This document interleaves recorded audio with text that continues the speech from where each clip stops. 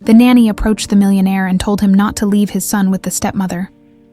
The next morning, a luxury car was parked near her humble home. Madison Carter parked her secondhand Honda at the edge of the Sinclair estate, allowing herself a moment to admire the sprawling Georgian mansion that had been her workplace for the past 3 years. Morning sunlight glinted off the tall windows, making them look like golden eyes watching over the manicured grounds. This place had become more than just a job to her. It was a second home. Miss Madison, Miss Madison. The eager voice of 7-year-old Caleb Sinclair carried across the lawn as he raced toward her, his Batman backpack bouncing against his small frame. "Whoa there, speed racer," Madison laughed, catching him mid-leap. She spun him around once before setting him down and ruffling his sandy-blond hair. "What's got you so excited this morning?" "Dad's coming home today." Caleb's eyes, the same deep blue as his father's, sparkled with excitement. "And he says he has a super important surprise." Madison raised an eyebrow as she guided him back toward the house. "Is that so? Did he give you any hints?" "Nope." Caleb shook his head emphatically. "But Mrs. Fletcher has been cleaning like crazy, and she only does that when something big is happening." Madison couldn't help but smile at his observant nature.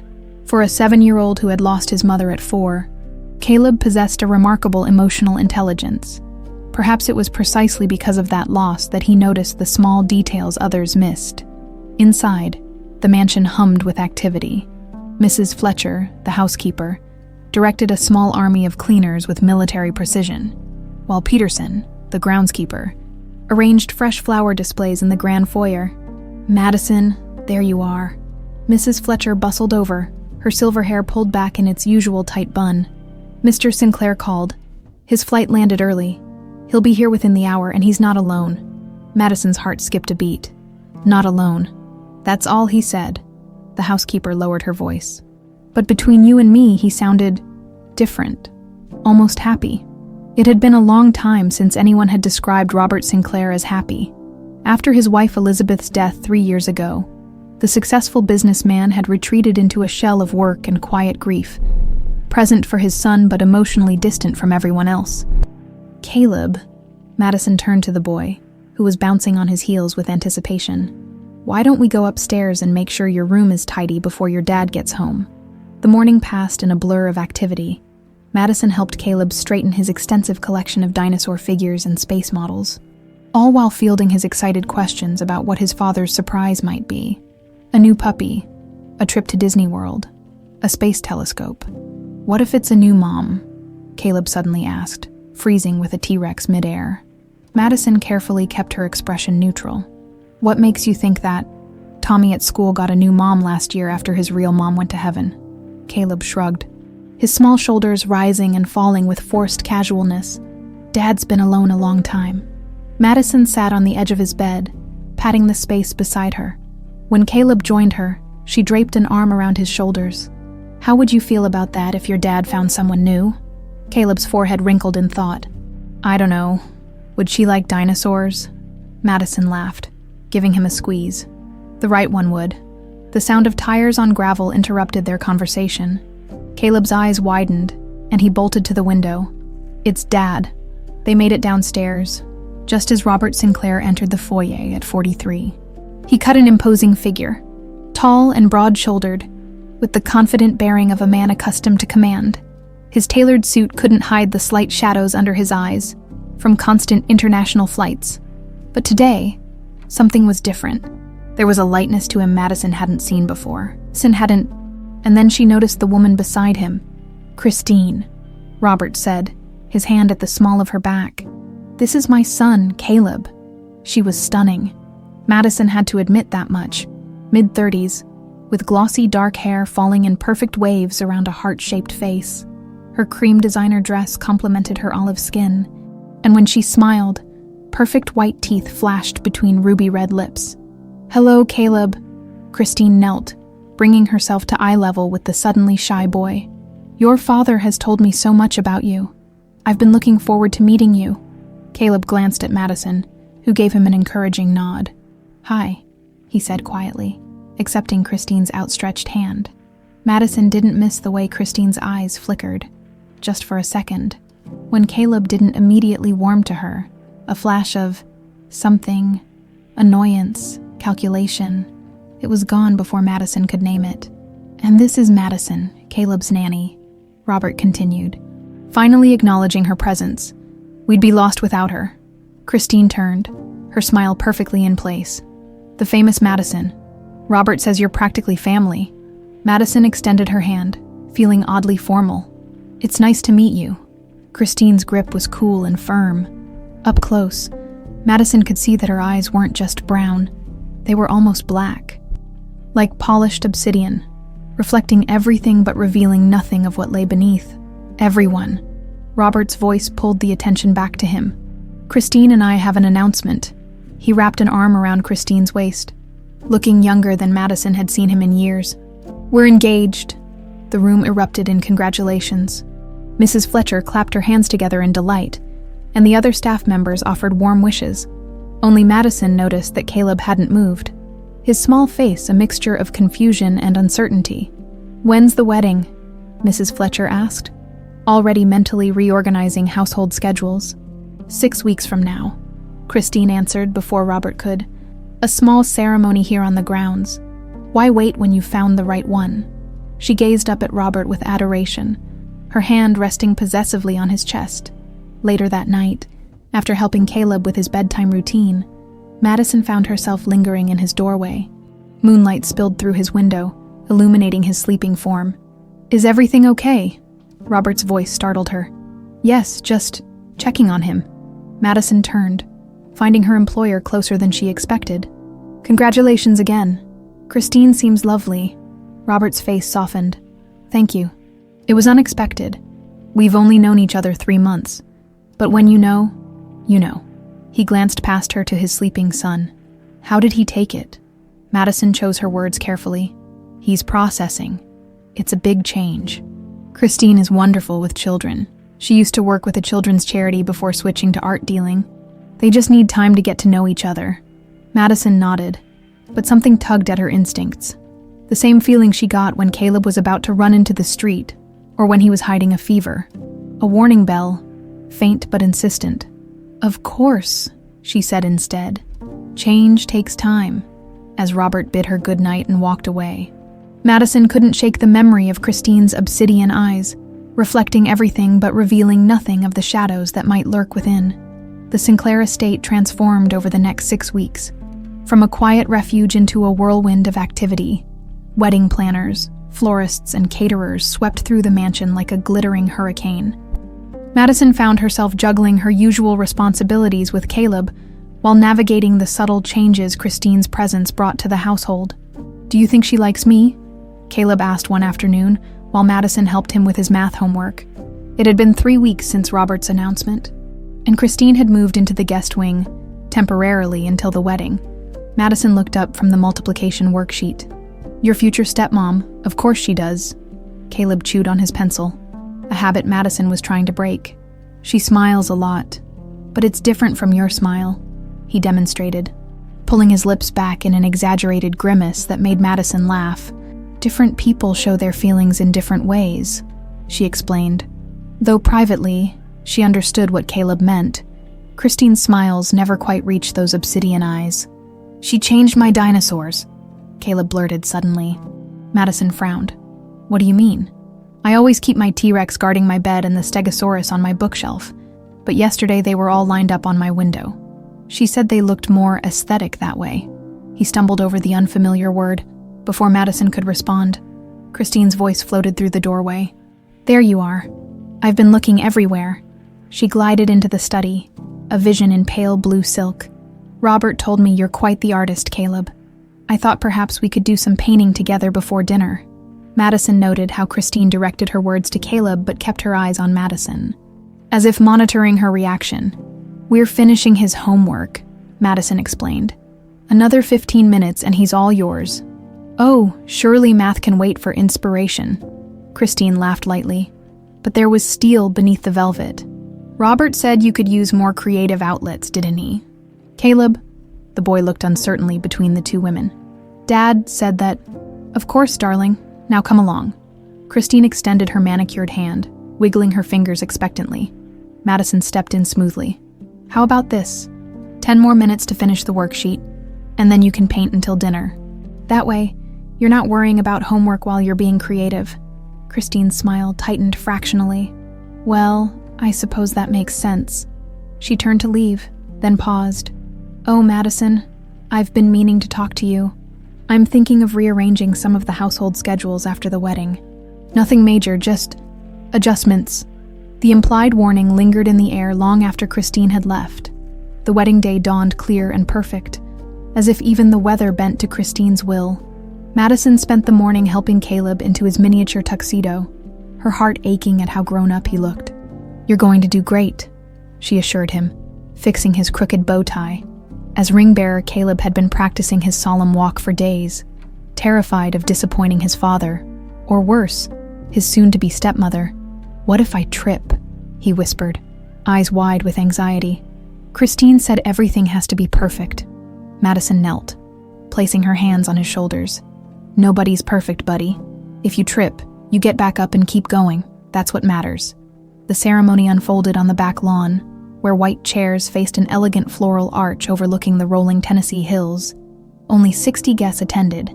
Christine had insisted on an intimate affair, mostly Robert's business associates, and a handful of her friends whom Madison had never seen before. Madison sat in the back row, watching as Robert stood beneath the arch, his face alight with an emotion she hadn't seen since before Elizabeth's death. When the string quartet began playing, all heads turned to watch Christine process down the aisle, radiant in a sleek designer gown that reportedly cost more than Madison's yearly salary. Caleb performed his duty flawlessly, his small face serious as he carried the rings on a white satin pillow. When he reached the front, Robert gave him a proud wink. Christine merely nodded, her attention already fixed on her groom. At the reception afterward, Madison kept a watchful eye on Caleb as he navigated the adult-centered celebration. As the evening wore on, she found him sitting alone at a table, looking lost amid the swirl of laughter and champagne. "Hey there, ringmaster," she said, sliding into the chair beside him. "Tired?" He nodded, leaning against her side.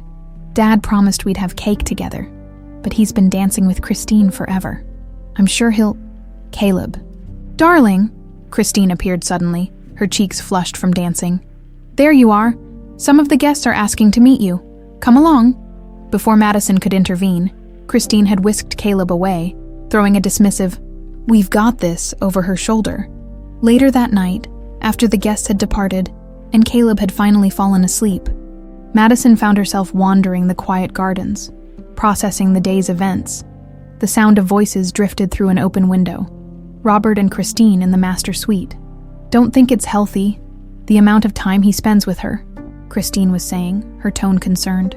"Madison's been with us for years," Robert replied. "Caleb adores her." "That's exactly my point, darling." Christine's voice softened.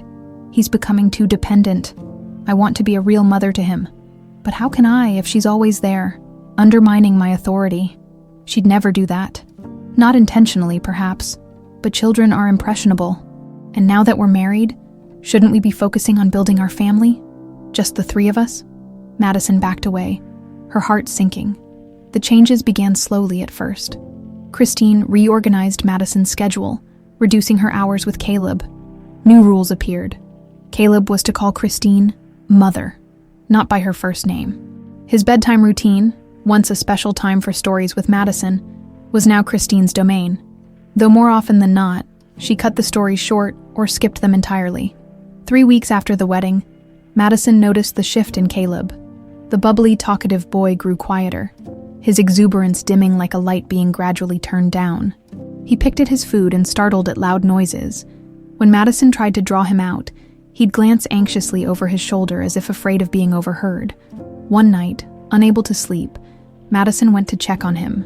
His room was empty, the bed neatly made and seemingly untouched. Panic fluttered in her chest as she searched the bathroom. The play nook, the window seat, all empty. She was about to alert security when a small sound caught her attention, a muffled sniffle coming from the walk-in closet.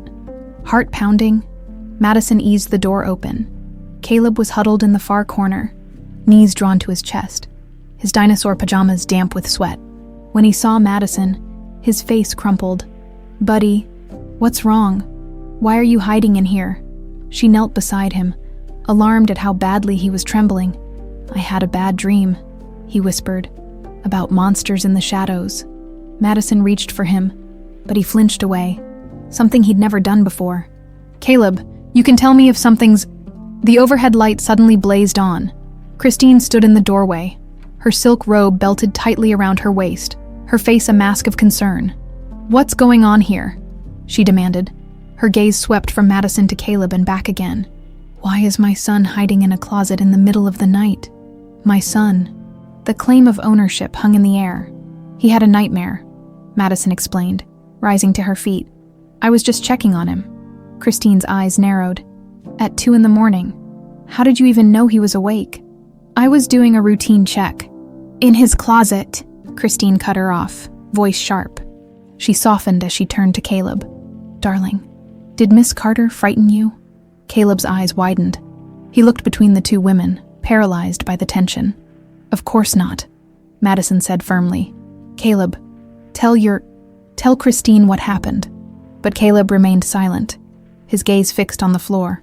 Christine moved past Madison and gathered Caleb into her arms. "It's all right now. Mother's here." Over his head, she fixed Madison with a cold stare. "I think we need to discuss your responsibilities tomorrow.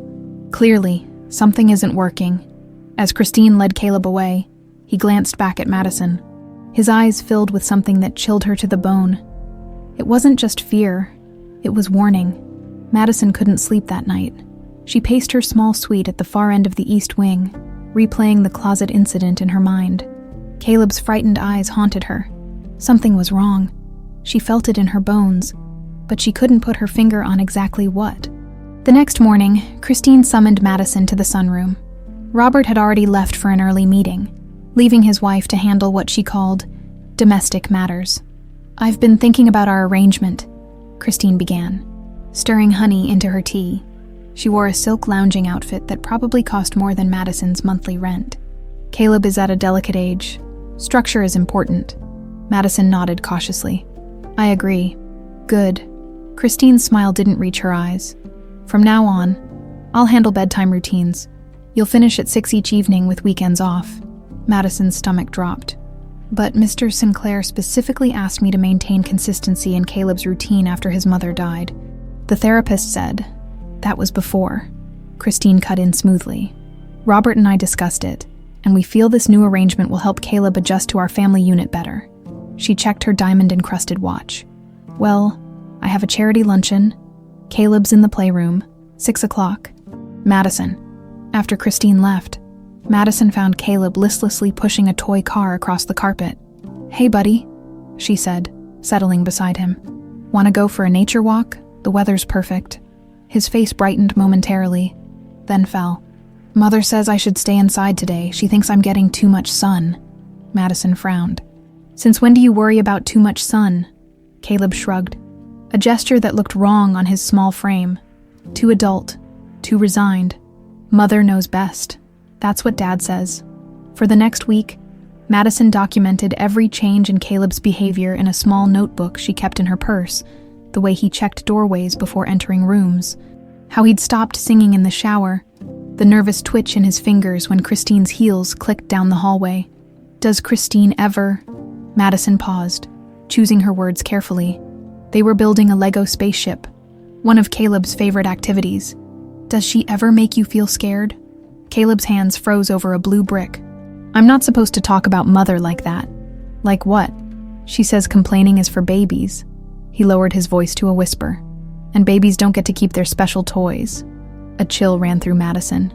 "Did she take something from you?" Caleb's bottom lip trembled. "Mr. Growls. She said he was dirty and had to be washed. But he never came back." Mr. Growls was the stuffed bear Elizabeth had given Caleb on his 3rd birthday. He'd slept with it every night since his mother died. "When did this happen?"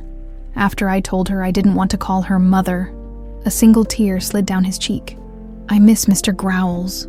Madison fought to keep her expression neutral while fury built inside her. "I'll look for him, okay? Maybe he just got misplaced in the laundry." That night, after her official hours ended, Madison doubled back to the mansion.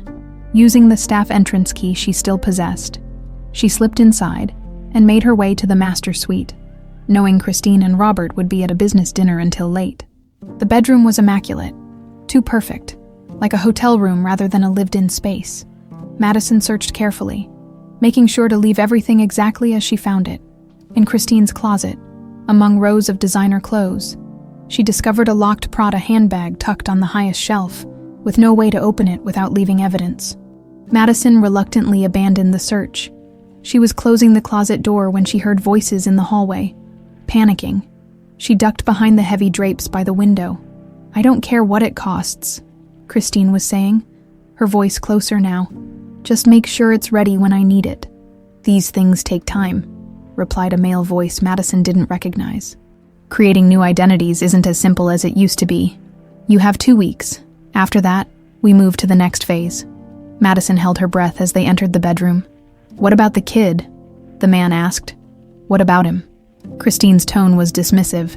"He's part of the package. And the nanny. She's watching you like a hawk." A soft laugh. "She'll be dealt with now. Let me see what you've got so far." Papers rustled. Madison desperately wished she could see what they were looking at. "The passport looks good," Christine said eventually. "But the banking documentation needs work. No one will believe those transfers happened organically. Like I said, it takes time." "Which is running out." Robert's getting suspicious. "Last night he asked why I was looking at property listings in Costa Rica." "What did you tell him?" "That I was planning a surprise anniversary trip," Christine said with a laugh. Men are so easy to manipulate when they think they're in love. The conversation continued for several more minutes before they moved to another room. Madison waited until the house fell silent before slipping out, her mind racing with what she'd overheard. The next day, she arrived early, determined to speak with Robert before he left for work. She caught him in his study, reviewing documents. "Mr. Sinclair, may I speak with you?" "It's about Caleb." Robert glanced up, distracted. "Of course, what is it?" Madison took a deep breath. "I'm concerned about some changes in his behavior. He's withdrawn, anxious, and he's having nightmares." "All children go through phases," Robert replied, returning to his papers. "This isn't a phase. It started when Christine." Robert's head snapped up. "When my wife, what, exactly?" The sudden sharpness in his tone made Madison falter. I think Caleb is afraid of her." "That's absurd." Robert's face hardened. "Christine adores Caleb. He says she took Mr. Growls away as punishment. The old stuffed bear, Christine mentioned it was falling apart. She ordered a new one." Robert frowned. "Madison, I value your dedication to my son, but I won't have you making accusations against my wife." "I'm not making accusations. I'm telling you what I've observed. And I'm telling you that you've overstepped." Robert stood. "Christine warned me you might have trouble adjusting to the new family dynamic." Madison's heart sank. "Mr. Sinclair, please. I only care about Caleb's well-being. As do we all." His tone softened slightly. "Look, I understand this transition has been difficult. Perhaps you need some time off. Take a few days. Clear your head." "That's not—" "I insist." His smile was kind but firm. "Take the rest of the week. With pay, of course." Madison recognized dismissal when she heard it. She turned to leave, then paused at the door. "Mr. Sinclair, has Christine ever mentioned Costa Rica to you?" A flicker of surprise crossed his face. "How did you know about that?" "The trip was meant to be a surprise. Just something I overheard," Madison replied carefully. "Enjoy your day, sir." During her forced vacation, Madison drove to the public library in Nashville, away from any prying eyes at the Sinclair estate. Using the public computers, she searched for information on Christine Sinclair, formerly Christine Blackwood according to the society pages that had covered the wedding. Hours of digging yielded almost nothing before Christine's sudden appearance in Robert's life 6 months ago. A few charity gala photos, a mention as an art dealer in a local magazine, but nothing substantial. As if Christine had materialized out of thin air, Madison was about to give up when she discovered a small article from 3 years earlier about a wealthy Oregon businessman whose new wife had disappeared after emptying their joint accounts. The grainy photo showed the man with a blonde woman, whose smile, despite the different hair color, was hauntingly familiar, and in the background, almost out of frame, stood another woman, watching, a woman with dark hair and obsidian eyes. When Madison returned to work the following Monday, the atmosphere in the Sinclair mansion had shifted. Subtly, Like the air before a storm, the staff averted their eyes when she passed. Mrs. Fletcher, normally chatty, busied herself with lint picking whenever Madison entered a room. Only Caleb seemed genuinely happy to see her, running into her arms the moment she arrived. "I missed you," he whispered, his small arms tight around her neck. "I missed you too, buddy." Madison knelt to his level. "Were you okay while I was gone?" Caleb's eyes darted toward the doorway before he replied, "Mother took me shopping. She bought me toys, but they don't talk to me like my old ones." Before Madison could ask what he meant, Christine appeared, elegant in a cream pantsuit. "Caleb, darling, don't monopolize Miss Carter. She has duties to attend to." Her smile was pleasant, her voice melodious, but her eyes remained flat. "Madison, a word." In the hallway, Christine's demeanor changed instantly. "Robert tells me you've been making disturbing insinuations." "I was expressing concerns about Caleb's well-being," Madison replied evenly, though her heart hammered against her ribs. "Let me be clear." Christine's voice dropped to a silky whisper. "Your position in this household exists at my discretion now. One more incident, and you'll find yourself not only unemployed but unemployable in this entire county." Madison refused to be intimidated. "All I care about is Caleb." "Then we want the same thing." Christine's smile returned, sharp as a blade. "Because Caleb is my son now, and a mother knows what's best." Throughout the day, Madison documented new troubling behaviors. Caleb winced when raising his arm to reach a book. He refused to change for swimming, claiming a sudden dislike of the pool he'd always loved. At lunch, he barely touched his sandwich, though he'd been forbidden breakfast for dawdling that morning. Madison photographed everything with her phone: the uneaten meals, the flinch when Christine entered a room, the dark circles under his eyes. That afternoon, while Caleb napped, she crept into his bathroom and found what she'd been dreading: small bruises on his upper arms, the size and shape of fingertips that had gripped too hard, fighting back tears of rage. Madison took photos, her hands shaking. This ended now. She found Robert in his study, catching him just as he ended a call with Tokyo. "Mr. Sinclair, I need to speak with you. It's urgent." He looked up, irritation crossing his features. "I have another call in 5 minutes." "This can't wait." Madison closed the door. "It's about Caleb." "Not this again." "He has bruises," Madison interrupted, holding out her phone. "Finger-shaped bruises, and he's not eating, not sleeping. Something is seriously wrong." Robert stared at the photos, his face unreadable. "Children bruise easily. He could have gotten these anywhere. These aren't from play. Someone grabbed him, hard enough to leave marks. And you're implying my wife did this." His voice was dangerously low.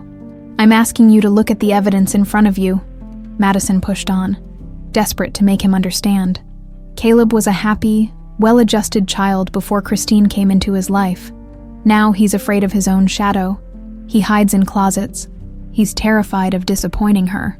"That's enough," Robert snapped. "First you suggest my wife is some kind of con artist. Now you're accusing her of abuse. This is outrageous." "Please," Madison begged. "Just talk to him, really talk to him, without Christine present. Ask him about Mr. Growls. Ask him why he's suddenly afraid of the dark when he never was before." "I think I know my own son." Robert stood, looming over his desk. "What's really going on here, Madison? Are you jealous? Afraid of losing your place in Caleb's life? This isn't about me, isn't it?" His eyes narrowed. "Christine thinks you've grown too attached to Caleb, that you're having trouble accepting she's his mother now." "She's not his mother." Madison regretted the words the instant they left her mouth. "I'm sorry. That was unprofessional. But please, Mr. Sinclair. Robert, I'm begging you to pay attention. Something is wrong in this house." A soft cough came from the doorway. Christine stood there, Caleb's small hand clutched in hers. Her expression was one of wounded dignity. "I came to tell you Caleb wanted to say goodnight," she said quietly. "I didn't realize I was interrupting." "You weren't." Robert's voice was ice. Madison was just leaving. Caleb looked between the adults, his eyes wide and frightened. "No," Madison said, desperation making her reckless. "Caleb, honey, can you tell your dad what we talked about today? About why you've been hiding in the closet?" Christine's fingers tightened visibly around Caleb's hand. He whimpered almost imperceptibly. "Caleb," Madison pressed, dropping to one knee. "It's okay to tell the truth." "Madison," Robert barked. "That's quite enough. Please, just listen to him." "Dad?" Caleb's voice was barely audible. "Can I stay with Miss Madison tonight, please?" Christine's face hardened for a split second before melting into concern. "Darling, we talked about this. Miss Carter isn't family. I'm your mother now." "But, no buts," Christine soothed, stroking his hair. "Remember what happens to little boys who argue?" Caleb's face went slack. "They lose their special things." The quiet terror in his voice broke something in Madison. She surged to her feet, turning to Robert. "Don't you hear it? Don't you see what she's doing?" Robert's expression was stone. "Christine, please take Caleb upstairs." After they left, silence filled the room like smoke. Finally, Robert spoke. "You're fired." The words hit Madison like a physical blow. "What?" "Your employment is terminated, effective immediately. I'll have accounting prepare your final check, including 2 months severance." "Robert, please." "Mr. Sinclair," he corrected coldly. "I trusted you with my son, and you've betrayed that trust. You'll collect your things and be off the property within the hour. You can't do this. Caleb needs me. Caleb needs stability and parents who aren't undermined by staff with boundary issues." Robert pressed a button on his desk. "Security will escort you to your quarters and then off the premises. Do not attempt to contact Caleb." 30 minutes later, Madison stood in the circular driveway, a suitcase and 2 boxes containing her worldly possessions beside her. Rain had begun to fall, a soft Tennessee drizzle that matched the tears streaking down her face. As the security guard loaded her things into her Honda, Madison looked up at the mansion. In an upper window, a small face peered out. Caleb, one hand pressed against the glass, his expression lost and betrayed. Madison raised her hand in farewell, her heart shattering when he did the same. Then Christine appeared behind him, her hand closing over his shoulder, pulling him back into the shadows of the house. The cabin Madison shared with her grandmother sat on 2 acres of pine-studded land outside Savannah, Georgia. It was small but sturdy, with a wide porch where Gran spent most days in her rocking chair, weather permitting. Tonight, rain lashed the tin roof as Madison explained her sudden return. "That poor boy," Gran murmured. Her rheumatoid hands curled like gnarled branches around a mug of tea. At 78, Eliza Carter's body might be failing, but her mind remained sharp as a tack. "And you're sure this woman means him harm?" "I can feel it," Madison said, pacing the worn floorboards. "But I have no proof Robert would believe. Nothing concrete enough to call the authorities." "Trust your instincts," Gran said firmly. "Your mama had the same gift. Knowing when something wasn't right kept her alive more than once." The mention of her mother sent a familiar pang through Madison. Catherine Carter had been gone 20 years now. Taken by an aneurysm when Madison was just 7, the parallels between her and Caleb, both losing mothers at a young age, had helped forge their bond from the beginning. "I need to sleep," Madison said, though she doubted rest would come. "We'll figure something out tomorrow." That night, Madison dreamed of Caleb running through endless mansion corridors, pursued by a shadow with obsidian eyes. She awoke in a cold sweat, Caleb's screams echoing in her ears. Somehow, she knew they weren't just dreams. In the gray light of dawn, Madison sat on the porch, wrapping a quilt around her shoulders against the lingering chill. Her phone remained stubbornly silent. No calls from the Sinclair estate. No updates on Caleb's welfare. As the sun crested the pines, the crunch of tires on gravel jolted her from her thoughts. A sleek black Mercedes wound its way up the dirt drive, looking as out of place as a panther in a chicken coop. The car stopped. The driver's door opened. Robert Sinclair stepped out, his face haggard, his clothes rumpled as if he'd slept in them. Or hadn't slept at all. "Madison," he called, his voice cracking with desperation. "Caleb is gone." "What do you mean, gone?" Madison gripped the porch railing, her knuckles white.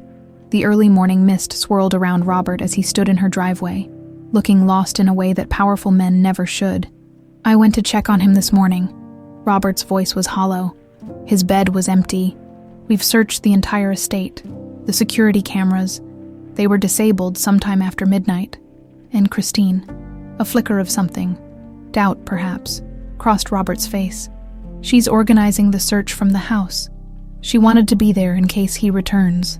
Madison bit back the accusation burning on her tongue. When did you last see him? At bedtime, around 8. Christine read him a story. Robert ran a hand through his disheveled hair. I had a late conference call with Singapore when I finished around 11. I looked in on him. He was asleep. What about Christine? She was in the bedroom on her laptop. His eyes narrowed slightly. What are you suggesting? Nothing yet. Have you called the police? Of course, they're treating it as a possible kidnapping. The press doesn't have it yet, but it's just a matter of time. He swallowed hard. Madison, I know what I said yesterday, but Caleb, he trusts you.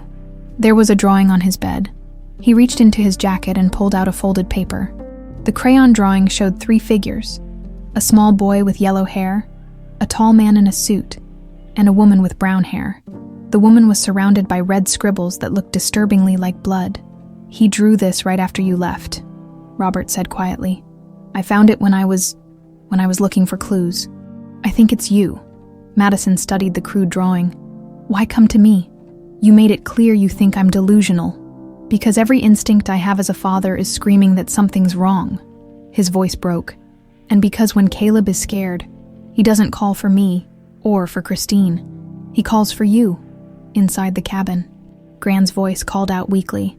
Madison, who's there? Just a moment, Madison answered, then turned back to Robert. Wait here. In the small living room, Gran sat in her wheelchair, her white hair in a single braid over her shoulder. Is that him, the father? Madison nodded. Caleb's missing. He wants my help. Gran's eyes, clouded with cataracts but still perceptive, studied her granddaughter's face. And you'll go. I have to. Of course you do. Gran patted Madison's hand. Your mother would have done the same. Go pack a bag. I'll call Reverend Simmons' wife to come stay with me. 10 minutes later. Madison slid into the passenger seat of Robert's Mercedes, a duffel bag at her feet. Tell me everything, she said, as Robert accelerated down the dirt drive. Every detail you can remember from yesterday. As they sped toward Nashville, Robert recounted the previous day. Nothing had seemed unusual. Caleb had been quiet at dinner, but he's been quiet a lot lately, Robert admitted, a faint note of self-recrimination in his voice.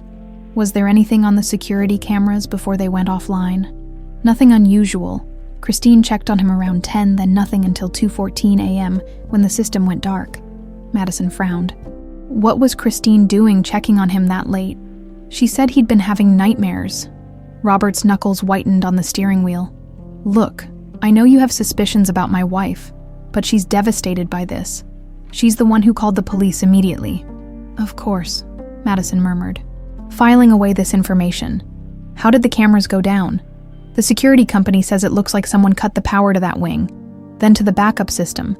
The estate's too big to cover every inch, but no perimeter alarms were triggered. So either someone who knew the system extremely well broke in, or it was an inside job, Robert finished her thought, his voice grim. I've had the staff assembled for questioning. They reached the Sinclair estate by mid-morning. Police cars lined the circular drive, and officers with dogs combed the grounds. Madison steeled herself as they approached the front entrance. Christine met them in the foyer, her face perfectly composed despite the smudged mascara that suggested tears. She wore a cashmere sweater and tailored slacks, crisis-appropriate, but still immaculate. You brought her here. Christine's voice was low, controlled. We need all the help we can get, Robert replied firmly. Madison knows Caleb better than anyone. Christine's obsidian eyes fixed on Madison. How convenient that Caleb disappears right after you're fired for inappropriate behavior. Christine, Robert snapped. That's enough, a detective approached, interrupting the tense exchange.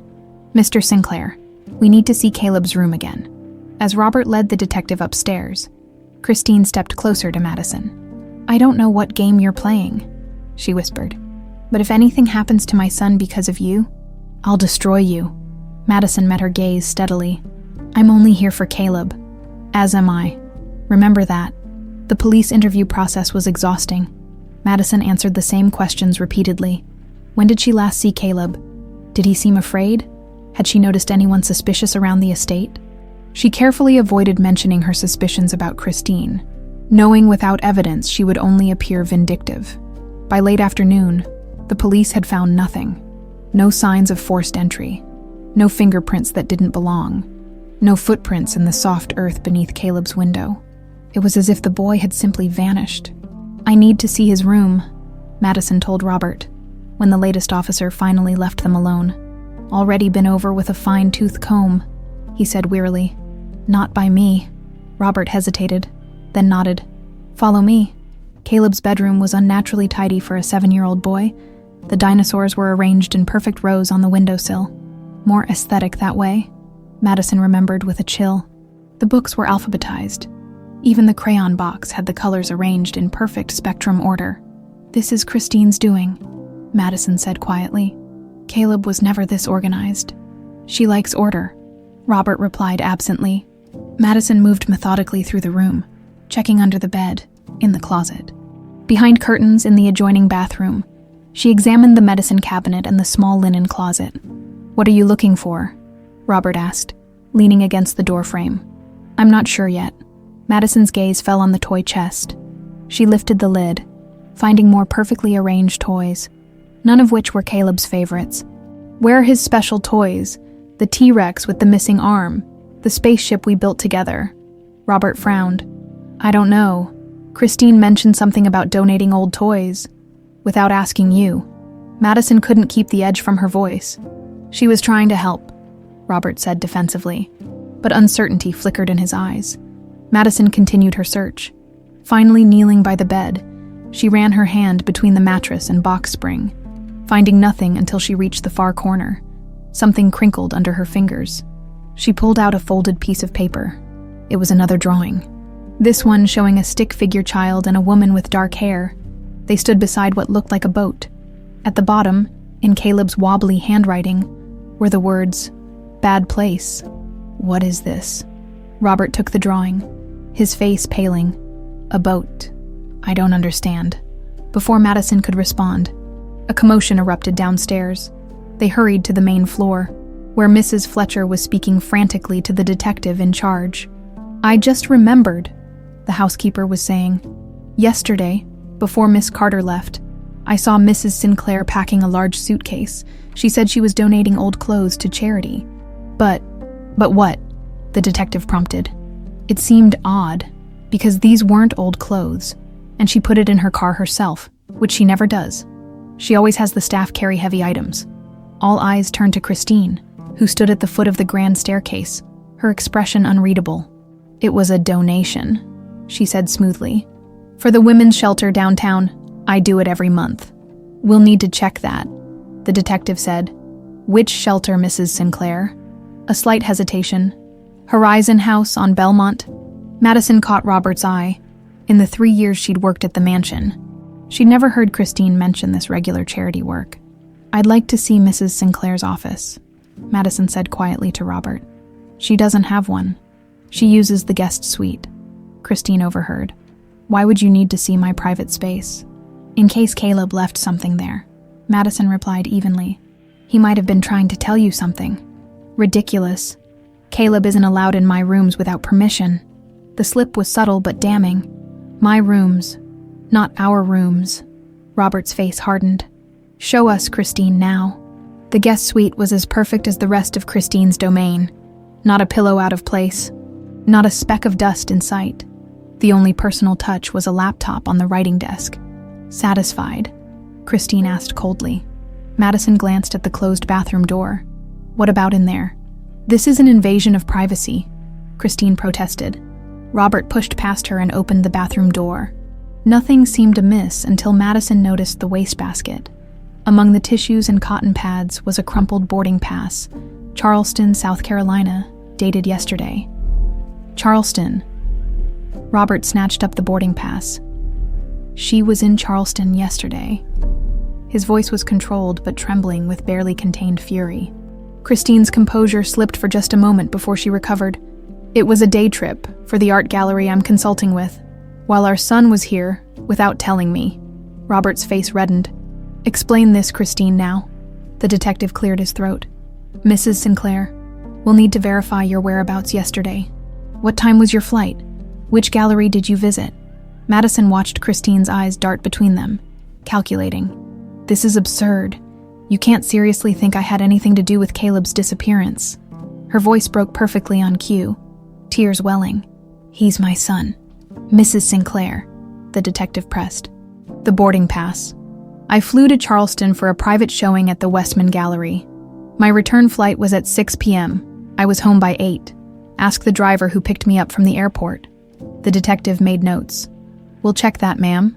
While Robert and the detective questioned Christine further, Madison slipped away to the laptop still open on the desk. The screen was locked, but a small notebook lay beside it. She flipped through it quickly. Appointment times, phone numbers labeled only with initials, and an address in Charleston scrawled on the last page. Madison committed the address to memory just as Christine's voice rose from the bathroom. How dare you imply I'm lying? My stepson is missing, and you're treating me like a criminal. Taking advantage of the distraction, Madison photographed the notebook pages with her phone, then returned to the bathroom doorway. Madison, Robert said tersely, we're going to Charleston now. What? Christine's anger shifted to alarm. Robert, be reasonable. The police are handling this.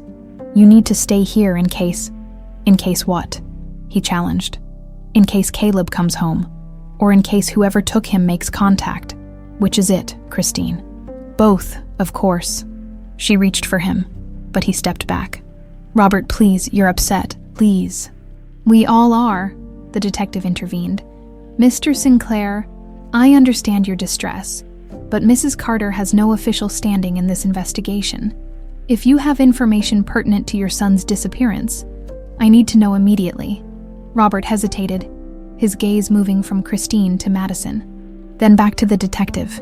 Check the Charleston connection, he said finally, and verify Christine's gallery visit. I'll remain here for now. Madison felt a stab of disappointment, but she understood. Robert couldn't abandon his post if there was any chance Caleb might return or a kidnapper might call. As they left the guest suite, Robert pulled Madison aside. I can't leave, he whispered. But you can. Take my car. The keys are in my study. I'll handle the police here. What about Christine? I'll keep her busy. His eyes hardened. Find my son, Madison. Whatever it takes. 20 minutes later, Madison was in Robert's Mercedes, speeding toward Interstate 40. She'd told the gate security she was running an errand for Mr. Sinclair, technically true, and they'd waved her through. In her purse was the notebook she'd stolen from Christine's desk, as Nashville receded in her rearview mirror. Madison called the only private investigator she knew, Malik Johnson, a former cop who'd helped her grandmother with insurance claims after a flood 3 years ago. Madison Carter, his gruff voice answered on the third ring. Long time. I need help, Malik, urgent. I'm listening. She explained the situation as concisely as possible. Child abduction's serious business, Malik said when she finished. You're sure this stepmom's involved? Almost certain. I need you to run a background check on Christine Blackwood, now Christine Sinclair, and I have a list of names and phone numbers I need traced. Send what you've got. I'll call you back. Madison hung up. Focusing on the road ahead, Charleston was a 7-hour drive from Nashville. 7 hours during which anything could happen to Caleb. She pressed the accelerator harder, halfway to Charleston. Madison's phone rang. It was Malik. You've got yourself one interesting case, he said without preamble. Christine Blackwood doesn't exist. At least not before 5 years ago. No birth certificate, no school records, nothing. The social security number she's using belonged to a girl who died in infancy 36 years ago. Madison's stomach tightened. She's using a dead child's identity. Classic identity theft. Now, those phone numbers you sent, 3 of them are burner phones, already disconnected, but one belongs to a man named Victor Kazarian. Ring any bells? No, who is he? Small-time hustler turned big-time forger. Does high-end identity packages for people who want to disappear. Word is, he specializes in helping wealthy women escape bad marriages with assets intact. Or helping predators target wealthy men, Madison muttered. You said it, not me. The Charleston address you sent is a property owned by a shell corporation called Nightshade Ventures. Guess who sits on their board? Kazarian. Got it in one. And here's the kicker. Your Christine has ties to at least 3 other wealthy men whose bank accounts were mysteriously drained after whirlwind romances. Different names each time. But the mo is identical. She's a professional con artist. Worse, Malik said grimly. In the last case, the victim's 8-year-old daughter disappeared after the money did. Never found. Madison's blood turned to ice. What about law enforcement?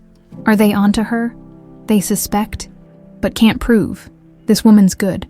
Leaves no evidence, has airtight alibis. The few witnesses who might have testified against her have a habit of disappearing themselves. I need to tell Robert. Careful, Malik warned. If she's as connected as I think, she'll have people watching him. Phone might not be secure. After hanging up, Madison pulled into a rest stop, her mind racing. She had to get to Charleston, but she also needed to warn Robert without alerting Christine. She opted for a carefully worded text, following the lead we discussed. Best to communicate in person going forward. Trust no one at home, as she waited for a response.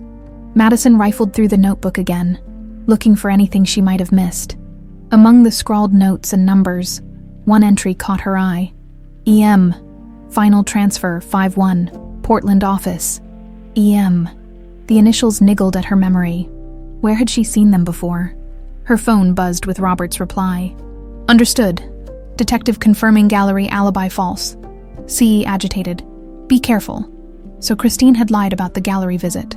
No surprise there, but it confirmed Madison's suspicions. The question now was, had Christine taken Caleb to Charleston herself, or had she handed him off to an accomplice? Back on the highway, Madison called Mrs. Fletcher, hoping the housekeeper might have additional information. Madison? Mrs. Fletcher whispered. I can't talk long. The police are everywhere, and Mrs. Sinclair is watching everyone like a hawk. Did you notice anything unusual yesterday? Anything at all? A pause. Well, Mrs. Sinclair had a visitor, a man I'd never seen before, very well dressed, but something about him seemed off. They spoke in her suite for nearly an hour. Did you hear what they discussed? No, but afterward, Mrs. Sinclair seemed agitated. She made 3 calls in quick succession, then packed that suitcase I mentioned. What time was this? Early afternoon, before you left. Is there anything else you can remember about the visitor? Anything distinctive? Mrs. Fletcher lowered her voice further. He had a scar. Here. Madison could picture the housekeeper touching her right eyebrow. And he spoke with an accent. Eastern European, maybe. Thank you, Mrs. Fletcher. That's helpful. Madison? The housekeeper hesitated. Find our boy. Bring him home. As dusk fell, Madison crossed into South Carolina. The Charleston address was in her GPS, but something about it bothered her. It seemed too obvious. If Christine was as careful as Malik suggested, she wouldn't take Caleb to a property with known connections to her network. Madison's phone rang again. It was Robert. Madison. His voice was strained. The detective found something.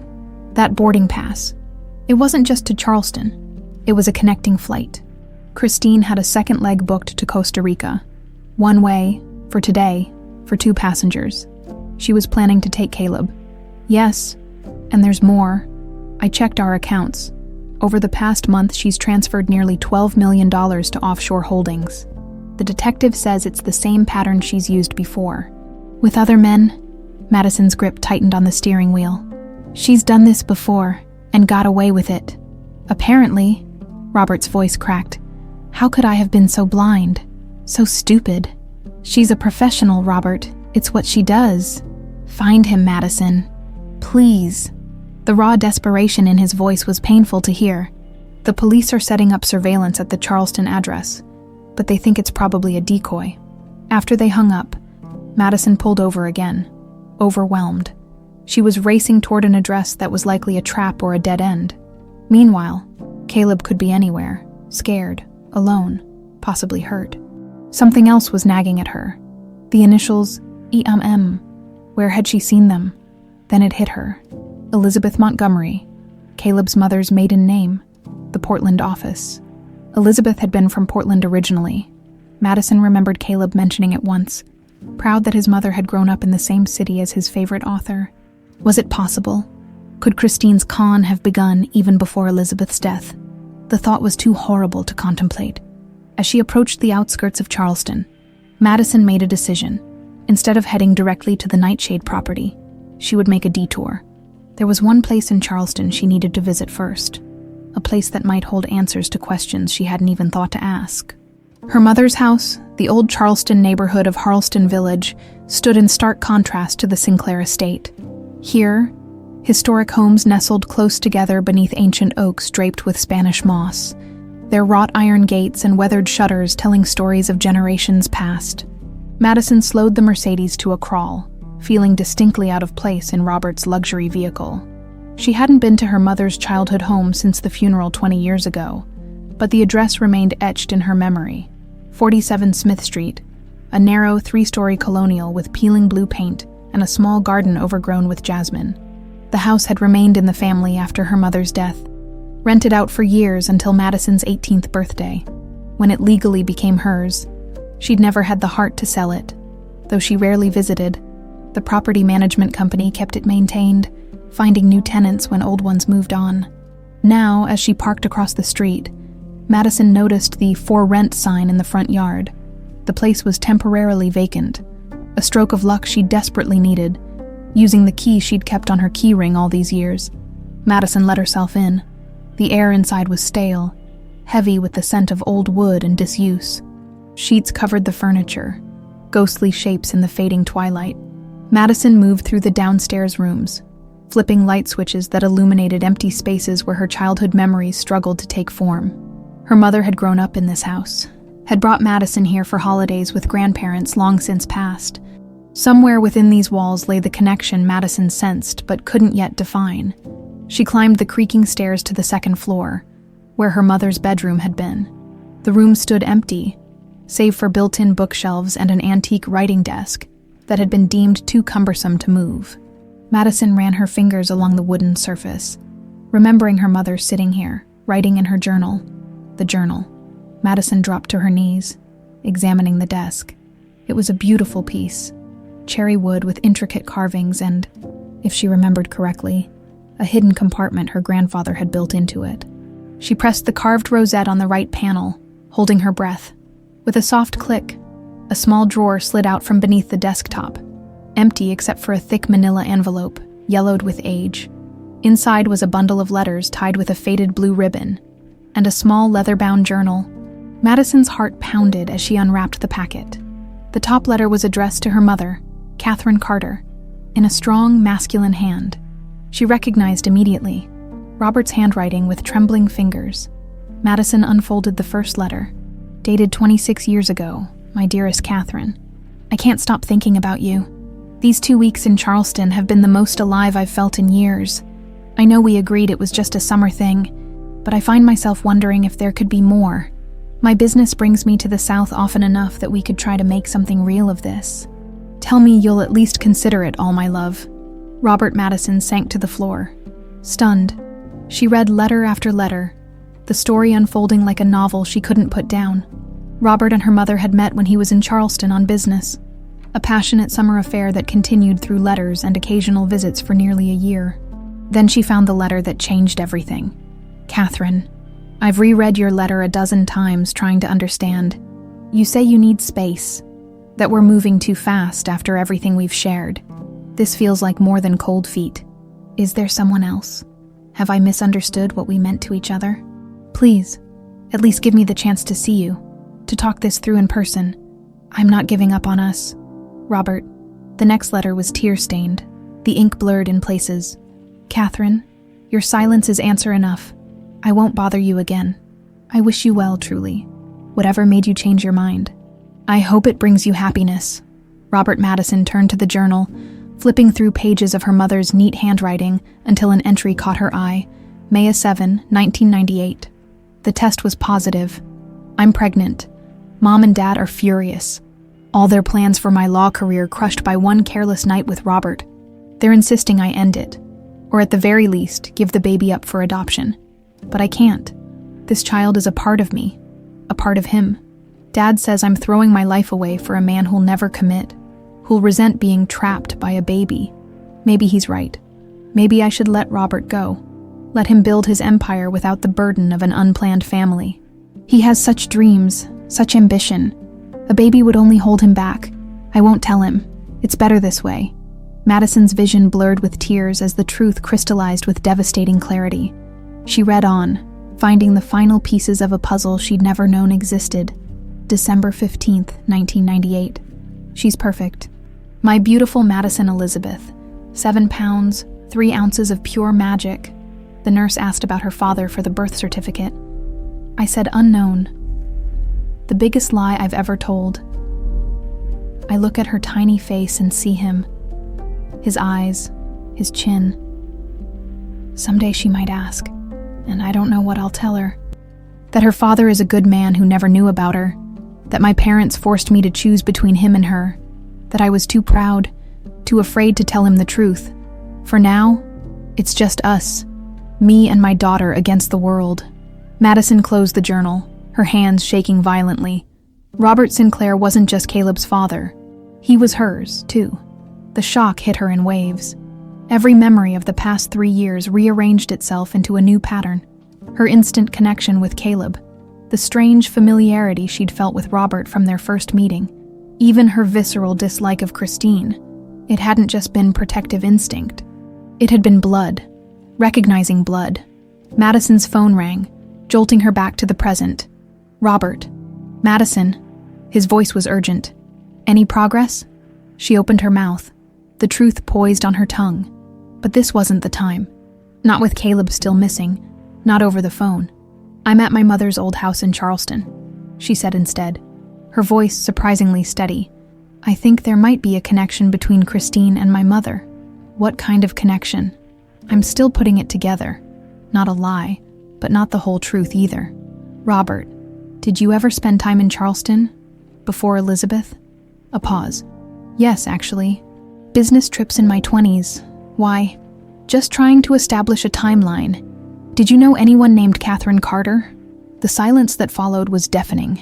Finally, Robert spoke, his voice thick with emotion. Catherine, God, I haven't heard that name in years. She was. Someone I knew briefly. Someone special. What happened? She disappeared from my life.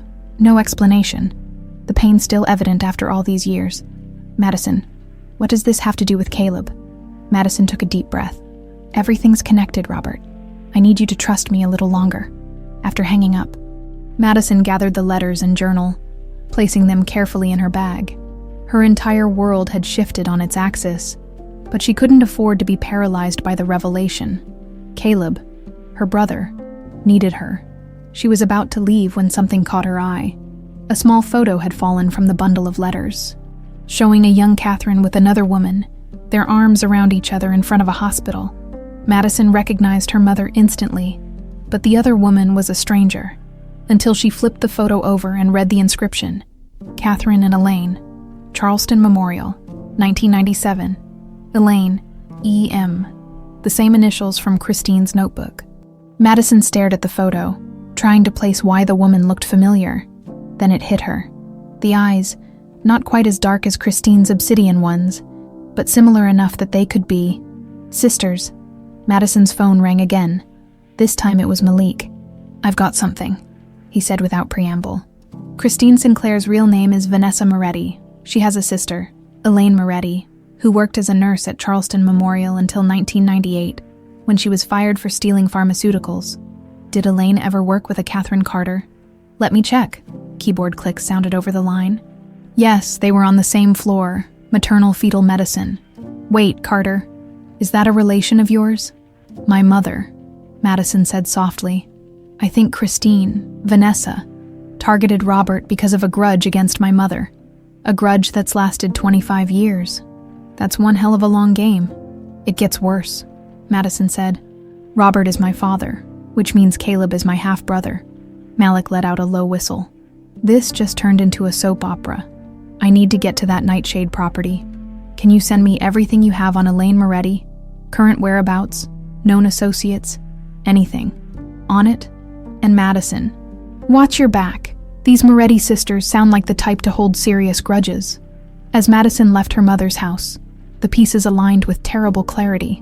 The Moretti sisters had identified Robert as a target long ago, perhaps tracking his rise to wealth and waiting for the perfect moment to strike. Elizabeth's death had provided the opportunity, with Christine playing the role of the perfect second wife, all while planning to destroy Robert financially and emotionally by taking both his fortune and his son. But why? What had happened between Elaine Moretti and her mother that warranted such elaborate revenge? The answer, Madison suspected, lay at the Nightshade property, and time was running out to find it. The Nightshade property was a colonial revival mansion in Charleston's historic Battery District, its stately facade belying whatever dark purpose it served. Madison parked a block away, watching the house from the shadows of a sprawling oak.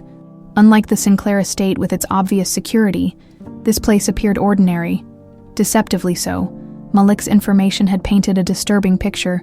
The Moretti sisters had built a sophisticated operation targeting wealthy, vulnerable men, particularly widowers with children. Christine, the charming face of the operation, would integrate herself into their lives while Elaine handled logistics, creating false identities and preparing escape routes. But the connection to Catherine Carter complicated everything. According to hospital records Malik had found, Elaine Moretti had been fired following a patient's complaint, a complaint filed by Madison's mother. Madison's phone vibrated with a text from Robert. Police staking out Nightshade property. Christine making frantic calls. Claims I've frozen accounts illegally. Be careful, she replied quickly. Will do. Any news on Caleb? Nothing. Detective thinks he's still in Charleston. Madison studied the Nightshade property, noting the unmarked police car parked halfway down the block. If Caleb was inside, the police would have found him already. This was indeed a decoy, meant to distract from wherever Christine had actually taken the boy. Madison closed her eyes, trying to think like Christine, like Vanessa Moretti. If the Nightshade property was compromised, where would she go? What was her contingency plan? Her phone rang. Private number. Hello? Madison answered warily. Miss Carter. The voice was male, vaguely European, and entirely unfamiliar. You've been asking questions about Vanessa Moretti. Madison's pulse quickened. Who is this? Someone who knows where the boy is. Caleb. Is he all right? Who are you? My name is Victor. I worked for the Moretti sisters, until they stopped paying. Now I work for myself. Victor Kazarian, the forger Malik had mentioned. What do you want? Madison demanded. Same thing as you. The boy's safe return. Meet me at the Harbor View Cafe in 30 minutes. Come alone. The line went dead. Madison texted Robert about the call, then drove to the waterfront. The Harbor View Cafe sat on a pier overlooking Charleston Harbor, nearly empty on this chilly spring evening. She spotted him immediately. A lean man in his 50s with salt and pepper hair and the scar misses. Fletcher had described above his right eyebrow. Victor, Madison acknowledged, sliding into the booth across from him. He nodded. Miss Carter? Or should I say, Miss Sinclair? Madison stiffened. You know, I know everything about the Moretti operation. I created their identities, their paper trails. He sipped his coffee. Including the evidence against your mother. What evidence? What are you talking about? Victor's eyes, tired and cynical, studied her face. You really don't know, do you? Catherine Carter reported Elaine Moretti for stealing drugs. Yes, but that wasn't the real issue. Elaine was pregnant. Your mother was her obstetrician. Madison felt cold suddenly. What happened? Complications. The baby died. Elaine blamed your mother, claimed she was negligent because she was distracted by her own pregnancy. With you. Victor shrugged. Was it true? Who knows? But Elaine believed it, and Vanessa believed her sister. So this whole thing, Christine marrying Robert, the con, taking Caleb, it's all revenge for something that happened 25 years ago. Partially, the money is always a factor, of course. But yes, when they discovered that Robert Sinclair's nanny was Catherine Carter's daughter, he spread his hands. It was too perfect to pass up. How did they even make that connection? Vanessa has sources everywhere. Hospital records, society pages. When she saw your name linked to the Sinclair household, she investigated. Victor leaned forward. The sisters have been planning this for years, identifying targets, executing cons. But Robert Sinclair was special, the ultimate revenge. Madison's stomach churned with disgust.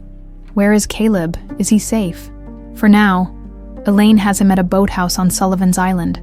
They're leaving for Costa Rica tonight on a private yacht. Why are you telling me this? What do you want? Victor's expression hardened. Vanessa promised me $2 million for this job. Instead, She's trying to have me eliminated. Loose ends. You understand?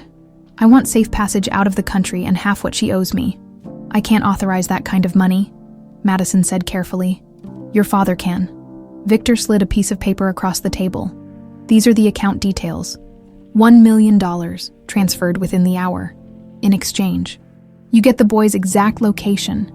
Madison stared at the paper. How do I know you're telling the truth? That Caleb is even alive? Victor pulled out his phone, showing her a photo time-stamped 2 hours earlier. Caleb, pale but unharmed, sat on a bed in what looked like a rustic cabin, clutching a toy dinosaur. That's from Elaine's boathouse, Victor said. She's watching him until Vanessa arrives with the final transfer confirmations. Madison texted the account details to Robert with a brief explanation, then waited in tense silence. 10 minutes later, her phone chimed. It's done, she told Victor after checking Robert's confirmation. Now, where exactly is this boathouse? Victor wrote down coordinates. Northeast end of Sullivan's Island, accessible only by the beach or by boat. He stood to leave. One more thing. Elaine is unhinged, more dangerous than her sister. Be careful. After Victor left, Madison immediately called the detective in charge of Caleb's case, relaying everything except the revelation about her parentage. Within minutes, a rescue operation was being coordinated.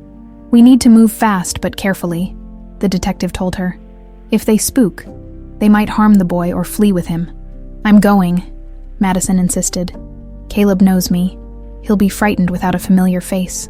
The detective hesitated, then agreed. Stay with the second team. No heroics. An hour later, Madison huddled in an unmarked police SUV on Sullivan's Island, watching through binoculars as officers in tactical gear surrounded a weathered boathouse perched above the beach. Through the windows, a single light burned. Movement inside. A voice crackled over the radio. One adult female. One child. Madison's heart raced, so close. Teams in position. On my mark. Suddenly, a sleek black Audi screeched to a halt near the boathouse. Christine stepped out, moving with urgent purpose toward the door. Second subject on site, the radio hissed. It's the stepmother. Execute now, the detective barked. Everything happened in a blur. Officers converged on the boathouse from all directions. Shouts of, "Police! Freeze!" carried on the wind. Christine froze momentarily, then bolted for the beach. 2 officers tackled her before she reached the water. Through the binoculars, Madison saw Christine fighting wildly, her perfect composure shattered into raw animal fury. Child secured, the radio announced. Repeat, we have the boy. He appears unharmed. Madison was out of the SUV before anyone could stop her, running across the sand toward the boathouse where an officer emerged carrying Caleb. The boy's face was tear-streaked but whole, his eyes wide with confusion until he spotted her. "Madison!" he cried, reaching for her with desperate arms. The officer, seeing Madison's credentials and the boy's reaction, transferred Caleb to her. He clung to her neck, his small body trembling violently. "I knew you'd come," he whispered against her hair. "I told the mean lady you'd find me. I'll always find you," Madison promised, her voice breaking. Always. Over Caleb's shoulder, Madison watched Christine being handcuffed and led to a police car. Their eyes met across the beach. Obsidian against blue. Christine's face contorted with hatred, so pure it seemed to radiate heat even from a distance. "You ruined everything," Christine spat as she was forced into the back seat. "This isn't over." Madison turned away, sheltering Caleb's face against her shoulder. "It is for you," she murmured, too low for him to hear. Inside the boathouse, officers were handcuffing another woman, Elaine Moretti. The resemblance to Christine was striking. Though Elaine was thinner, her face more haggard, she didn't struggle, staring instead at Madison with eerie calmness. "Catherine's daughter," she said softly as they passed. "You look just like her." Madison paused. Caleb still in her arms. "My mother was a good doctor," she said evenly. "Whatever happened to your baby wasn't her fault." "You don't know anything," Elaine hissed, her calm evaporating. "She took everything from me, so I took everything from her. Her lover, her grandchild." Madison clutched Caleb tighter, backing away from the raw madness in Elaine's eyes. You didn't, though, she said quietly. We're still here. Outside, Robert's Mercedes screeched to a halt beside the police vehicles. He leapt out, his face wild with hope and fear. Daddy! Caleb cried. Madison set the boy down, watching through a blur of tears as he ran to his father. Robert caught him in fierce embrace, dropping to his knees on the sand. For a moment, Madison hung back, the weight of her newfound knowledge heavy on her shoulders. Father and son reunited, their bond apparent in every desperate word and touch. Her family, yet not her family. Not officially, not yet. Then Robert looked up, his eyes finding hers over Caleb's head. In that gaze, Madison saw gratitude, admiration, and something else. Something that felt like recognition. Madison, he called, extending one arm while keeping the other tight around Caleb. Come here, please. She stepped forward, uncertain. We owe you everything, Robert said, his voice thick with emotion. Both of us, don't we, Caleb? The boy nodded against his father's chest, then reached one small hand toward Madison. She took it, completing the circle. Father, son, daughter, the Sullivan's Island police station buzzed with activity. Officers processed evidence while detectives questioned Christine and Elaine in separate interrogation rooms. In a small break room away from the chaos, Madison sat beside Caleb, who dozed fitfully against her shoulder, emotionally exhausted from his ordeal. Robert paced nearby, alternating between phone calls to his lawyer and anxious glances at his son. After the initial tearful reunion on the beach, there had been no opportunity for private conversation, no moment to share the life-altering truth Madison had discovered. A detective entered, nodding respectfully to Robert. Mr. Sinclair, we've completed our preliminary questioning of your wife. His tone shifted slightly on the word wife. She's demanding her lawyer. Of course, but we have enough to hold her on kidnapping charges, identity fraud, and financial crimes. What about Elaine Moretti? Madison asked. Less cooperative. She keeps asking to speak to you, actually. The detective frowned. I wouldn't recommend it. Madison glanced at Caleb's sleeping form, then at Robert. I want to talk to her. Madison. No, Robert said firmly. You've done enough. These women are dangerous. I need answers, Robert. Madison carefully shifted Caleb onto the small couch. About my mother. About all of this. Their eyes met in a moment of unspoken communication. A moment that felt like recognition of their shared blood. I'll stay with Caleb, Robert said finally. Be careful. The detective led Madison to the observation room adjoining Elaine's interrogation cell. Through the one-way glass, Madison studied the woman who had nursed a decades-long vendetta against her mother. Elaine sat ramrod straight, her hands neatly folded on the metal table. Her resemblance to Christine more pronounced in the harsh fluorescent lighting. 5 minutes, the detective warned. She's manipulative and unstable. Madison entered the interrogation room alone, the door locking behind her with an ominous click.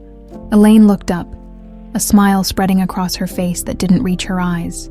The daughter, she said softly. I've waited a long time to meet you. Madison sat across from her. I can't say the same.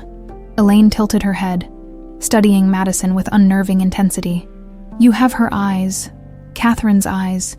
Did she ever tell you about me? No. She died when I was 7. Something flickered across Elaine's face. Surprise? Perhaps even a hint of disappointment. I didn't know. What happened? Brain aneurysm? Sudden? Madison leaned forward. Why did you hate her so much? What really happened 25 years ago? Elaine's calm facade cracked slightly. She killed my baby. My beautiful daughter died because Catherine Carter was too distracted by her own pregnancy to properly monitor mine. That's not how medicine works. Complications happen. Not to me. Elaine's fist slammed the table. I was healthy. My baby was healthy, until Catherine missed the signs of preeclampsia because she was too busy planning her own maternity leave, too busy protecting the baby she was carrying. Yours. Her voice dropped to a whisper. Robert Sinclair's baby. Madison kept her expression neutral, despite the shock reverberating through her. How did you know Robert was my father? A cold smile. Hospital gossip. Catherine was so careful. But people talk. I heard her on the phone with him once, before she knew I was there. So in love. So excited to tell him about the baby. Elaine's eyes narrowed. But she never did she? She kept you from him. That was her choice, Madison said evenly. It doesn't justify what you and your sister did, doesn't it? An eye for an eye, a child for a child. Elaine's voice hardened. Catherine took my daughter, so we took Robert from her, and we were going to take his son too. Perfect symmetry. Except you failed, Madison said quietly. Caleb is safe. For now. Elaine's smile returned, more disturbing than before. But Vanessa and I planned for years. Do you really think we don't have contingencies? A chill ran down Madison's spine. What does that mean? It means this isn't over, Catherine's daughter. Elaine leaned forward. There are others. People you'll never see coming until it's too late. People we've paid very well to finish what we started. Before Madison could respond, the door opened. The detective gestured for her to leave. Time's up, he said firmly. Madison rose, unsettled by Elaine's cryptic warning. At the door, she paused. Whatever happened to your baby? I'm sorry, but my mother was a good doctor and a good person. Your revenge was misplaced. We'll see, Elaine replied softly. We'll see who history remembers as the villain in this story. Outside, Madison leaned against the wall, processing the disturbing conversation. The detective eyed her with concern. You okay? No, she answered honestly. How much of what she said should I believe? People like the Moretti sisters blend truth with lies so seamlessly even they can't separate them anymore, he sighed. But the threat about contingencies that we're taking seriously, we've got officers escorting you and the Sinclairs back to Nashville.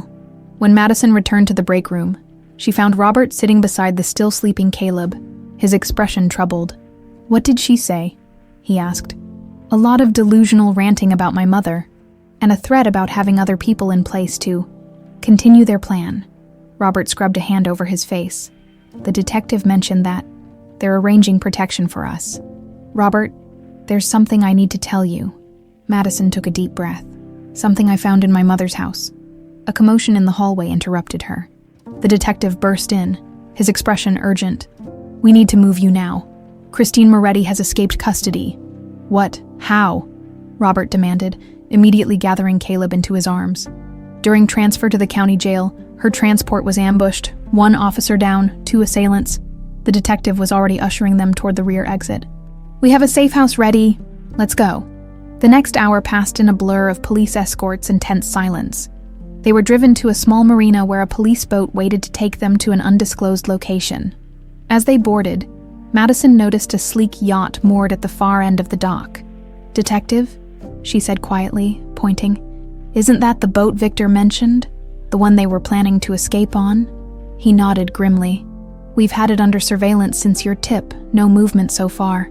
The boat ride was brief, ending at a private dock connected to a modern beach house on a secluded stretch of shoreline. Inside, officers had already swept the premises and established a perimeter. You'll be safe here until we apprehend Christine, the detective assured them. We have officers stationed outside and marine patrols monitoring the water approach. After he left, Madison helped Robert settle Caleb into one of the bedrooms. The boy had barely stirred during the transfer, his body making up for the terror of the previous hours with deep, healing sleep. He's resilient, Madison murmured, brushing Caleb's hair from his forehead. Children are stronger than we give them credit for. Robert watched from the doorway, his face etched with guilt and exhaustion. I should have listened to you from the beginning. I was so blind. Christine, Vanessa, is a professional. She fooled everyone. They moved to the living room, where floor-to-ceiling windows overlooked the dark water. For a moment, they sat in silence, the enormity of the day's events settling around them. What were you going to tell me? Robert finally asked. At the police station before we were interrupted, Madison's heart hammered in her chest. I found letters in my mother's house. Letters from you to her, from when you were together, and her journal. Robert's expression softened with memories. Catherine, God, I haven't allowed myself to think about her in years. She disappeared from my life so suddenly. I never understood why. She was pregnant, Madison said quietly. With me. The words hung in the air between them. Robert stared at her, his eyes widening as the implications sank in. You're my... He couldn't finish, his voice failing. Madison nodded. I'm your daughter. Robert's face went through a kaleidoscope of emotions. Shock, disbelief, wonder, and finally, a dawning recognition. "Your eyes," he whispered. "I always thought there was something familiar about your eyes, and the way you tuck your hair behind your ear, just like she did." "She never told you," Madison said. "Her parents pressured her. They thought she'd be trapping you, derailing your career." Robert covered his face with his hands. "All these years, I had a daughter all these years and never knew." When he looked up, his eyes were wet. "Madison, A crash from the bedroom interrupted them. Caleb's terrified scream pierced the air. Madison was on her feet instantly, Robert right behind her. They burst into the bedroom to find the window shattered, glass shards glittering on the carpet. Outside on the beach, a figure ran toward a waiting boat, Caleb struggling in their arms. "Caleb!" Robert shouted, already climbing through the broken window. Madison followed, cutting her arm on a shard of glass but barely noticing the pain. They sprinted across the sand, the gap closing as the kidnapper, a man Madison didn't recognize, struggled with the fighting, kicking boy. The boat's engine roared to life. At the helm stood Christine, her face contorted with triumph when she spotted them. "Stop!" Madison screamed, pushing her body to its limit. The kidnapper had almost reached the boat when Caleb sank his teeth into the man's hand, howling in pain. He dropped the boy, who immediately scrambled away on hands and knees. Robert reached Caleb first, scooping him up and retreating toward the house. Madison continued toward the boat, rage propelling her forward. Christine leapt from the craft, a gun in her hand. "Stay back," she warned, aiming at Madison. "It's over, Christine," Madison said, slowing but not stopping. "You've lost. I told you this wasn't finished." Christine's smile was feral, desperate. "I've spent too many years planning this to walk away now." "Planning what? Revenge for something that wasn't even my mother's fault. Your mother took everything from my sister. Her baby, her career, her sanity." Christine's hand trembled slightly. "Family is everything. You should understand that. Now that you've found yours," Madison took another step closer. "Put the gun down, Christine. The police are on their way." Too late. Christine glanced over her shoulder at the beach house, where floodlights had suddenly illuminated the scene. Officers were spilling onto the sand. "But I can still take something precious from Robert Sinclair." She shifted the gun toward the retreating forms of Robert and Caleb. In that moment, Madison didn't think. She acted. She lunged forward, crashing into Christine just as the gun fired. They fell together onto the wet sand, struggling for control of the weapon. Christine was surprisingly strong, her manicured nails raking across Madison's face as they rolled in the surf. "He's mine!" Christine screamed. Her perfect composure finally shattered completely. "The money, the boy, all of it. Mine!" Madison gained leverage, pinning Christine's gun hand against the sand. "No!" she grunted through gritted teeth. "They're mine! My family!" Police spotlights illuminated them as officers converged. With a final surge of strength, Madison wrenched the gun away, tossing it toward the approaching officers. Christine bucked and twisted beneath her. "You think this is over. You've ruined everything. I'll never stop." A wave crashed over them, momentarily silencing Christine's threats. When the water receded, officers were there, pulling Christine away in handcuffs while others helped Madison to her feet. Soaked and bleeding from multiple cuts, Madison staggered back up the beach to where Robert stood holding Caleb, both watching with identical expressions of fear and relief. "Madison," Caleb broke free from his father. Running to her, "You fought the bad lady." She dropped to her knees in the sand, gathering him into a fierce embrace. "I told you I'd always find you, didn't I?" Over Caleb's shoulder, her eyes met Robert's. In that moment, something unspoken passed between them, a recognition of shared blood, shared purpose, shared love for the boy between them. Father, daughter, brother, family. 3 weeks after the beach house confrontation, the Sinclair mansion buzzed with renewed life. Workers removed the last traces of Christine's presence. The stark modern furniture, the colorless decor, the locked doors, replacing them with warmth and light. Caleb's laughter, once stifled, now echoed freely through the halls. On the wide back porch, Madison sat beside her grandmother, whose wheelchair had been positioned to catch the late afternoon sun.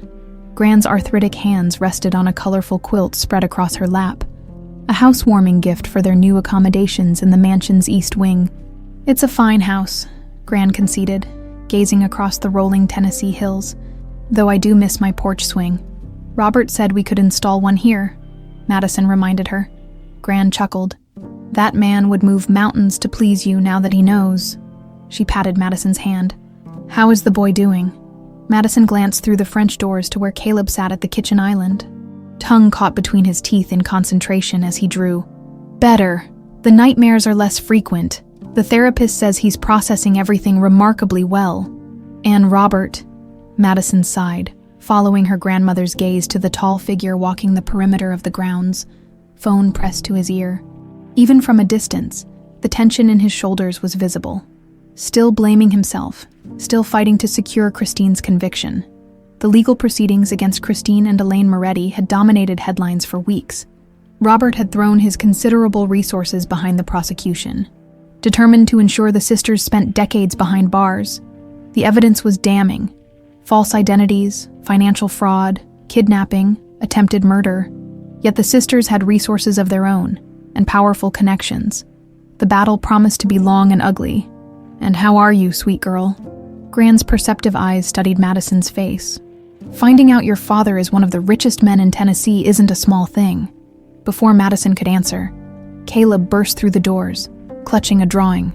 "Madison, I made this for you." She examined the colorful image. 3 stick figures holding hands in front of a house. The tallest wore a business suit. The smallest had yellow, spiky hair, and the middle figure had long brown hair like Madison's. Above them, in careful block letters, "My family. It's beautiful, buddy." Madison hugged him close, breathing in the scent of crayons and the apple shampoo he'd started using again after Christine's preferred brand had been banished.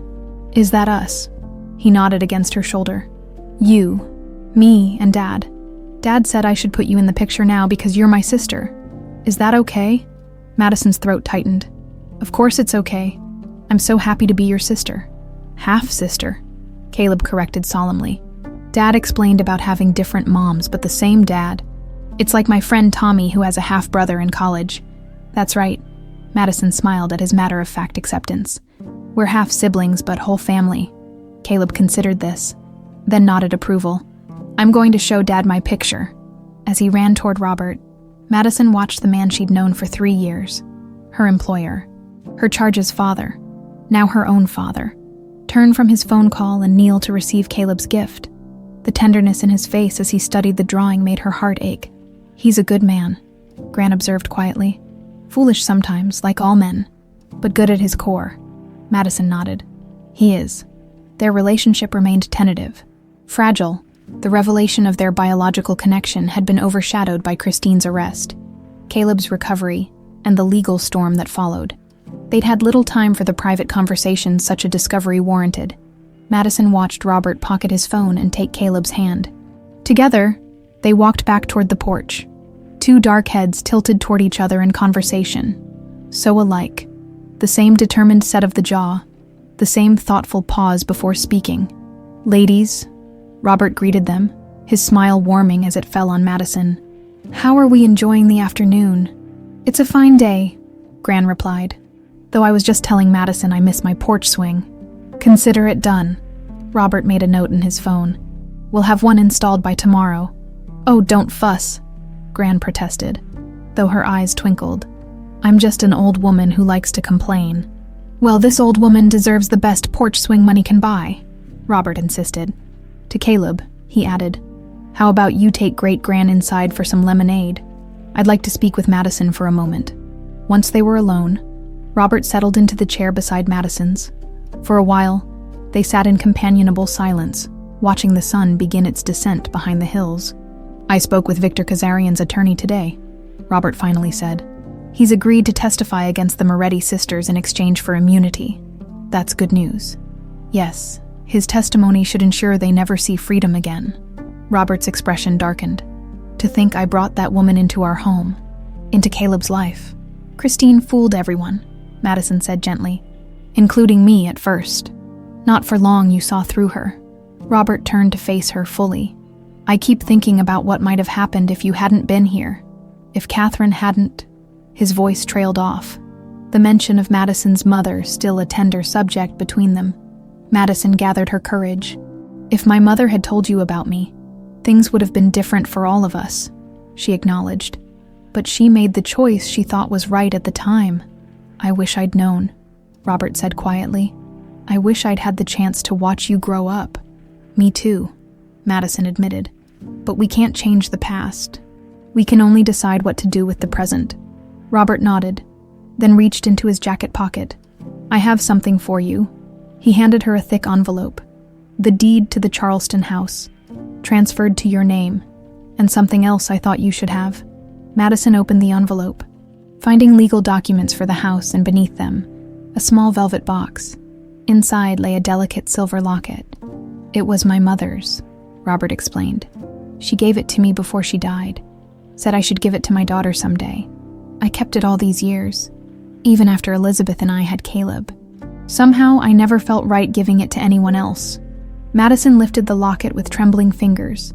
Inside was a small space for a photograph, currently empty. "I thought maybe a picture of Catherine," Robert suggested softly, "and one of Caleb, the family you've always had, and the family you've just found." Tears welled in Madison's eyes. "It's beautiful, thank you." Robert hesitated, then took her free hand. "Madison, I know this is all new and overwhelming. I'm not expecting anything. I just want you to know that you have a place here, not as Caleb's nanny, but as my daughter, whatever that means to you, whatever you're comfortable with." "I'd like to stay," Madison said, surprised by how easily the words came. "For Caleb, for Gran, and for us, to see what kind of relationship we might build." Relief flooded Robert's face. "I'd like that too." The sound of the French doors opening interrupted them. Caleb bounded out, followed by Mrs. Fletcher carrying a tray of lemonade. "Dad, Madison, Mrs. Fletcher made cookies too," he announced, dropping onto the porch beside Madison's chair. He noticed the locket in her hand. "What's that?" "A gift from your dad," Madison explained, slipping the chain around her neck. "A family heirloom." "Cool." Caleb leaned against her legs. "Are you really going to live with us forever now?" Madison exchanged a glance with Robert, who gave an almost imperceptible nod. "Yes, buddy, if that's okay with you." "It's the best." Caleb pumped his fist in the air. "Dad said we might even go to Disney World this summer. All of us, even Great Gran." "Did he now?" Madison raised an eyebrow at Robert, who had the grace to look sheepish. "I might have mentioned it as a possibility," he admitted. "Once things settle down." As Mrs. Fletcher distributed lemonade and cookies, Madison felt a sense of peace settle over her. The road ahead wouldn't be simple. The legal battles, the media attention, the process of integrating into each other's lives as family rather than employer and employee. But for the first time since discovering the truth, she felt certain they would navigate it together. Later, as twilight descended over the Sinclair estate, Madison stood at the window of her new suite, watching fireflies rise from the gardens below. The mansion that had once felt like a beautiful prison under Christine's influence now radiated a sense of possibility. She thought of her mother, who had made the difficult choice to raise Madison alone, believing it best for everyone. She thought of Elizabeth, whose memory Caleb now spoke of freely again, no longer afraid of Christine's disapproval. Two mothers, both gone too soon, both leaving behind pieces of themselves in the children who remained. A soft knock at her door revealed Caleb in dinosaur pajamas, clutching a book. "Can you read to me tonight?" "Dad says it's okay." Madison smiled, taking his small hand in hers. "Always." As they walked down the hallway to Caleb's room, Madison felt the weight of the locket against her chest. Empty now, but waiting to be filled with faces of the family she'd always had, and the family she'd just discovered. A family bound by blood and by choice, by loss and by love. A family that, against all odds, had found its way home.